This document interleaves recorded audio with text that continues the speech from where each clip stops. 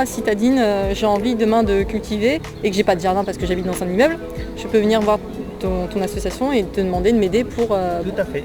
trouver un lieu ou créer un lieu. Tout à fait. Ça fait partie de nos compétences. Et toi, c'est ton rôle, c'est le rôle de ton association qui s'appelle... Le réseau des semeurs de jardins. Mais c'est d'aider les jardins donc effectivement à se former, à échanger eux-mêmes donc leurs pratiques et en même temps d'accompagner les créations de jardins et d'aider les gens qui ont envie à créer des jardins. Ce sont des jardiniers répartis dans différents quartiers et répartis dans différentes villes puisqu'il y a Montguillot, il y a Metz, il y a Gignac qui vient de nous rejoindre. On a des liens aussi avec l'ODEV. Enfin, tu proposes des formations, des choses comme ça ou Tout à fait. Mais il y a la formation sur le tas, donc dans les jardins, avec des jardiniers expérimentés. Et après, effectivement, donc, le réseau des semeurs de jardins propose des formations en jardinage bio. Et nos partenaires aussi, ou nos adhérents, comme par exemple l'équilibre naturel à Clapier, avec Françoise qui est animatrice en agroécologie, proposent aussi des formations en jardinage bio. Et en fait, l'idée, c'est de permettre aux jardiniers d'être autonomes. Donc, c'est à préparer eux-mêmes leur solution naturelle à base de purin de plantes. C'est d'arriver eux-mêmes à associer leur culture pour savoir quelle plante va pouvoir aider l'autre, etc., pour pousser ses prédateurs. C'est vraiment le jardinage au naturel avec ce qu'on a autour de nous et faire implanter des choses qu'on n'a pas, comme faire venir des insectes, prédateurs d'autres insectes, etc. Il suffit qu'il nous contacte, on peut lui indiquer les jardins près de chez lui qui ont des composteurs. Et c'est vrai que les jardins sont en forte demande d'avoir justement de l'alimentation entre guillemets pour leurs composteurs, puisque voilà, ils ont besoin de compost. Sachant, on va dire, enfin je ne veux pas dire de bêtises, mais je pense qu'à peu près, disons, on va dire 500 kg de déchets verts vont donner un tiers à peu près de compost. Le jardin partagé est en fait un lieu de passage très intéressant qui permet de relier les gens les uns aux autres à travers nos activités, et on a créé en plus donc un centre d'animation qui permet aux uns et aux autres de se rencontrer. Et, la vie en communauté c'est possible et qu'en fait il faut simplement se parler, simplement faire preuve aussi de patience, de tolérance, etc. Il y a un aspect de partage, mais il y a aussi un aspect de vivre ensemble que je trouve très intéressant. Parce que ça signifie qu'il faut arriver à s'écouter les uns les autres et à s'entendre les uns les autres et à travailler ensemble, ce qui n'est pas toujours évident. Et ça fait partie, à mon avis, des choses qu'il faut qu'on arrive à faire parce que c'est le vivre ensemble qui conditionne à l'heure actuelle, j'ai envie de dire, un petit peu le mal-être qu'on a dans notre société. On est dans une grande famille. Quand on est à Verpopa c'est une famille. C'est intéressant d'entendre ça. Et on voit vraiment le fait que les uns les autres, on se soucie les uns les autres, qu'on essaye de se relayer, de s'écouter, c'est formidable quoi. On est vraiment dans une autre vie, dans un autre système tout simplement. Tu fais la promotion pour les autres associations. Ben oui, ils sont partenaires, on fait partie de l'Alternativa, ils sont partenaires, donc effectivement, et puis c'est la même chose, la graine c'est quoi? C'est favoriser le marché court, c'est favoriser les productions locales et bio de préférence. Nous on n'a rien à redire, au contraire, on est vraiment le réseau des semeurs de jardin. Nous, notre activité c'est de favoriser justement la création de jardins, le jardinage bio, le développement de la permaculture, plutôt que de prendre des terres agricoles pour en faire des supermarchés comme Auxilane, faisant des terres agricoles et permettant à des gens, des agriculteurs qui recherchent des terres de pouvoir cultiver, et bio de préférence. Oui. De préférence. C'est sûr. Merci alors. Avec plaisir.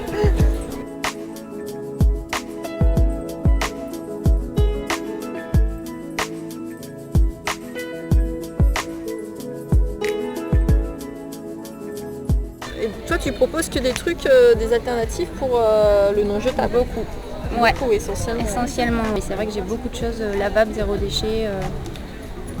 Tout ce qui est alternative, voilà, à la place du coton, des lingettes, là c'est des éponges, alors j'essaye aussi de travailler en recyclé. Là c'est des éponges Tawashi en recyclé, il y a des sacs à vrac aussi en tissu recyclé.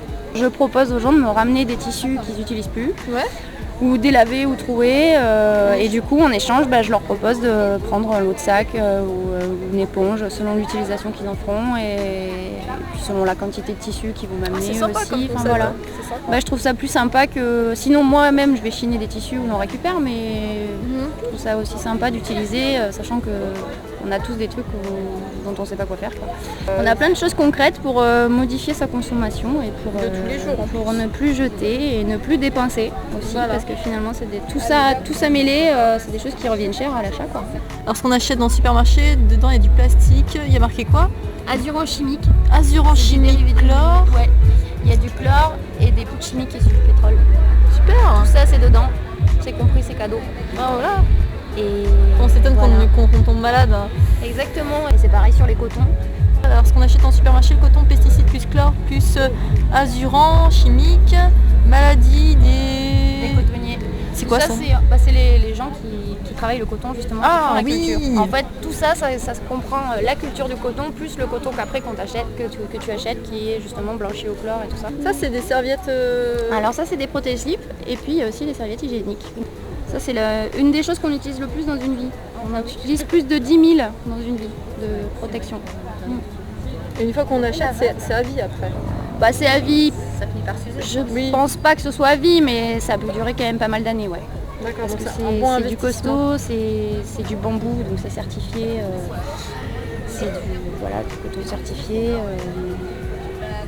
Et c'est réutilisable très très longtemps, ouais. D'accord. Comme les lingettes, tout en fait. Tout ce qui est là est lavable. Mais ça sert les plus faire à essuyer de la table. Ouais, la table, la vaisselle. La vaisselle aussi. T'as Ouais, essayé la ça marche vaisselle aussi, j'ai essayé. Alors c'est aussi très absorbant, donc c'est hyper pratique. Et après, on peut aussi rajouter, pour gratter un peu plus, la poudre de coquille d'œuf ou du bicarbonate. Oh, bah, c'est super. Bon bah c'est cool, merci. Bah avec plaisir.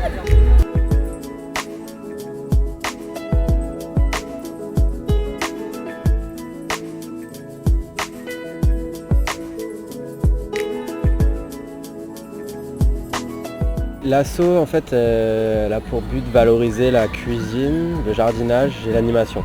Mhm. Donc, c'est 3 points qu'on a envie vraiment de développer. On a commencé par un jardin. On est cuisinier, du coup, l'envie de passer vraiment de... comment on avait dit ça? L'assiette au potager. De l'humus à l'assiette. D'accord. C'est vraiment développer soi-même ses produits et les cuisiner direct. Et c'est vraiment... c'est une bonne valorisation, je trouve, de nos produits. Et puis on est pas mal attaché à la santé aussi par l'alimentation. Mhm. Du coup, c'est intéressant de savoir comment poussent ces légumes, ces plantes. C'est super intéressant. Donc, tu valorises le fait de faire du potager, tout ça, et après Ouais. tu vends ce que tu fais. Ouais, ça serait dans l'idéal si on pouvait produire assez pour assurer nos événements cuisine, ça serait génial. Mais pour l'instant on peut pas, on fait appel à des producteurs. Mhm. On est en lien avec des producteurs des arceaux, par exemple, du marché des arceaux à Montpellier. Projet de quoi dans le futur?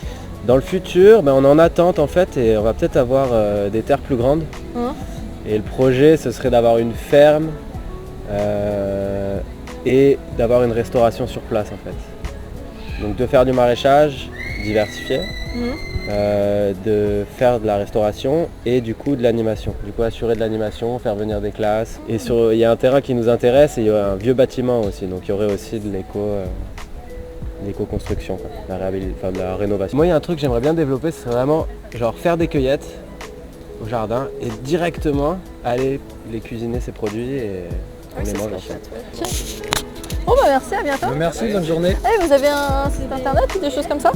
Il y a un mail qui parle là-dessus, on a un mail. Là, Ouais, mais prends-le, Ah, en d'accord. photo ou comme ça. Merci, ciao.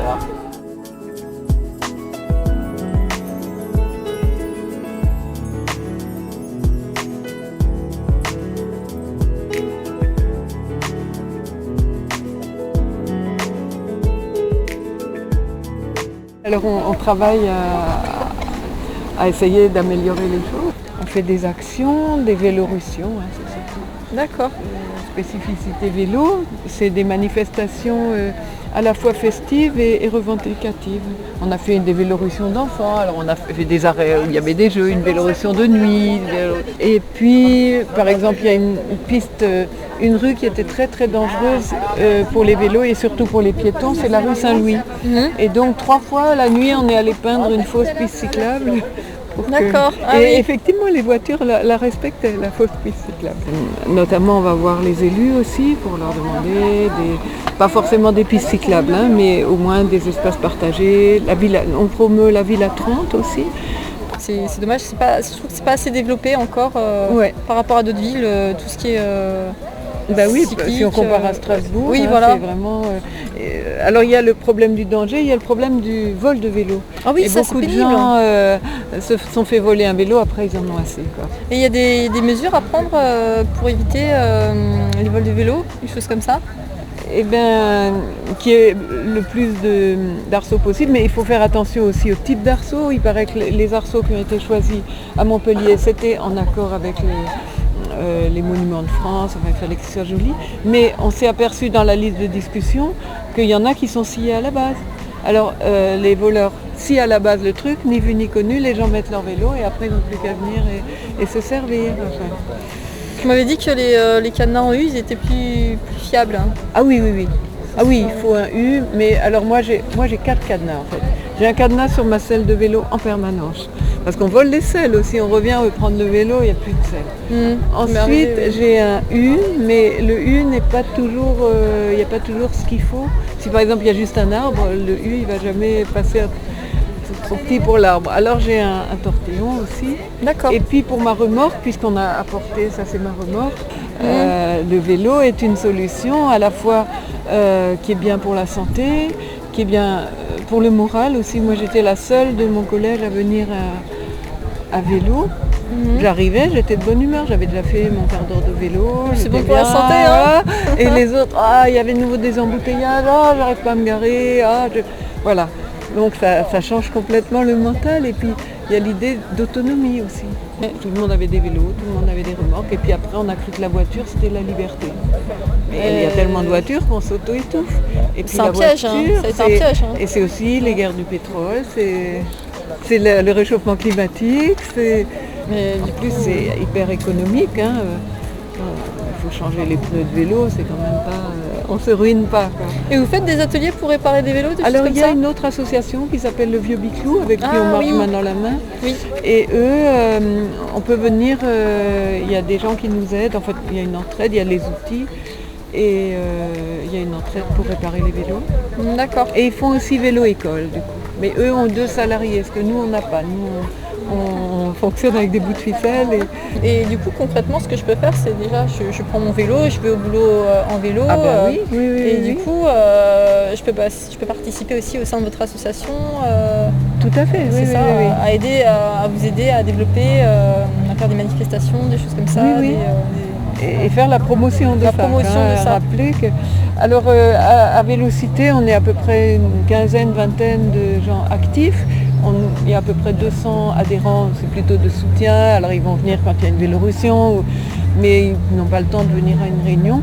Et on essaye de développer le plus possible des sous-groupes qui préparent des choses. Alors il y a un sous-groupe pour préparer les Vélorussions, un sous-groupe plutôt contact avec les élus, ou alors plutôt pour les points noirs.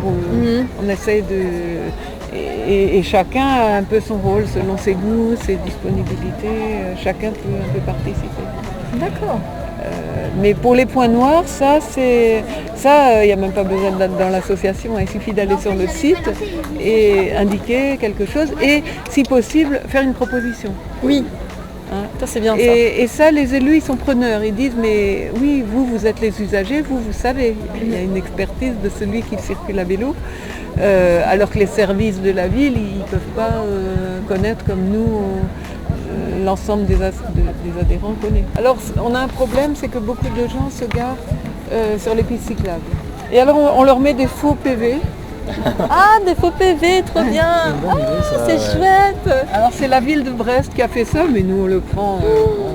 Je vais en faire aussi, tiens. Ouais. Des On faux en a PV. une deuxième, Je vais en imprimer. Je peux en imprimer et en mettre sur les voitures? Mais tout à fait. Ah, super.